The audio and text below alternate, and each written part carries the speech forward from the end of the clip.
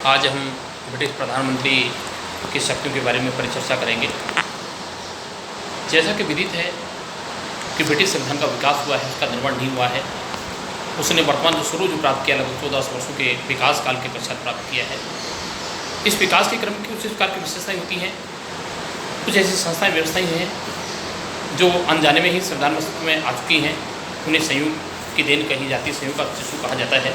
कुछ प्रकार की संस्थाएँ व्यवस्थाएँ हैं जिनको स्थान देने के लिए योजनाओं ढंग से कार्य करते हुए विभिन्न सुधार अधिनियम पारित किए गए। 17वीं सदी में हैनो वंश के राजकुमार जार प्रथम और जार द्वितीय को अंग्रेजी भाषा की जानकारी नहीं थी, अतः भाषा की अनभिज्ञता के कारण उन्होंने मंत्रिमंडल की बैठक में भाग लेना बंद कर दिया।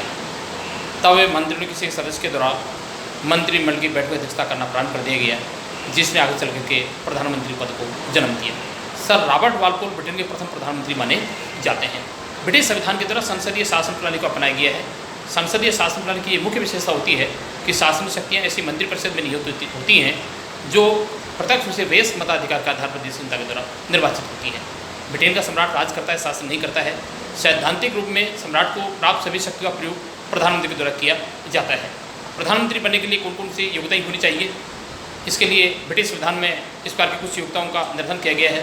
पहली योग्यता वह ब्रिटेन का नागरिक हो, वह लगभग 21 वर्ष की आयु पूर्ण कर चुका हो, वह किसी सरकारी पद पर कार्यरत न हो, वह किसी न्यायालय के द्वारा सजा प्राप्त या दंडित व्यक्ति न हो, वह लोक सदन का मेंबर होना चाहिए, लोक सदन सदस्यता प्राप्त होनी चाहिए, अर्थात लोक सदन में बहुमत दल का नेता को ही सम्राट के द्वारा प्रधानमंत्री बनाया जाता है। प्रधानमंत्री की जहाँ तक शक्ति की बात है, आज सैद्धांतिक रूप में सम्राट को सभी प्राप्त जो शक्तियाँ होती हैं उनका प्रयोग प्रधानमंत्री द्वारा किया जाता है। प्रधानमंत्री का सबसे इम्पोर्टेंट जो काम जो है मंत्रिमंडल का गठन करना और उसका गतिविधि, उसकी कार्रवाई का संचालन करना। यद्यपि मंत्रिमंडल सदस्य की नियुक्ति सम्राट द्वारा की जाती है, लेकिन ये केवल औपचारिक होती है। देश का प्रधानमंत्री जिन सदस्य को अपने मंत्री स्थान देना चाहता है, सम्मिलित करना चाहता है, उन सदस्यों के नामों की सिफारिश प्रधानमंत्री द्वारा की जाती है और प्रधानमंत्री की सिफारिश के अनुसार उन्हें मंत्रिमंडल में नियुक्त किया जाता है और उनकी सलाह के अनुसार ही उनके मध्य विभाग का विभाजन किया जाता है। कहने वाला ये है कि मंत्रिमंडल का संपूर्ण जो जीवन होता है और जिसका जो अंत होता है वह प्रधानमंत्री की इच्छा पर डिपेंड करता है। वह जैसे चाहे वैसे मंत्रिमंडल सदस्यों में विभाग का वितरण कर सकता है, विभाजन कर सकता है, और यदि वह किसी विभाग के मंत्री के कार्य के प्रति संतुष्ट नहीं होता है तो उसे त्यागपत्र मांग सकता है, उसे मंत्रिमंडल से अपदस्थ भी कर सकता है। प्रधानमंत्री के द्वारा ही परराष्ट्र संबंधों का संचालन किया जाता है।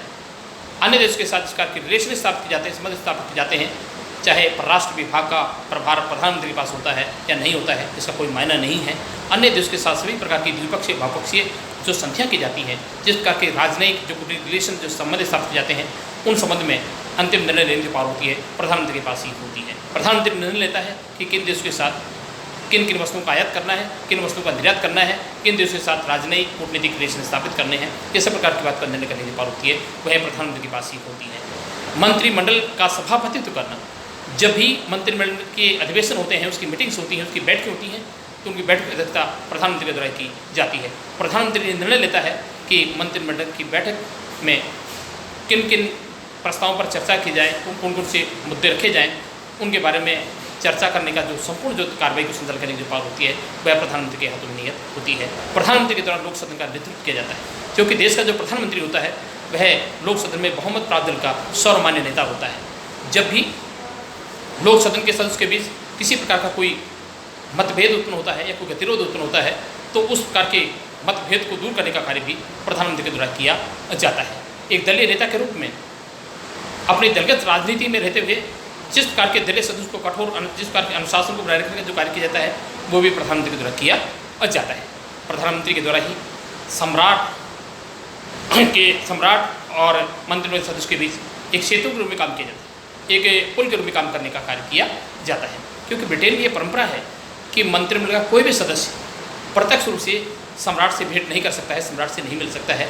सरकार के द्वारा जो भी निर्णय लिए जाते हैं, इन सभी प्रकार के निर्णयों के बारे में समय समय पर प्रधानमंत्री के द्वारा ही सम्राट को जानकारी प्रदान की जाती है, सम्राट को अवगत किया जाता है, और बाकी हम कल करेंगे।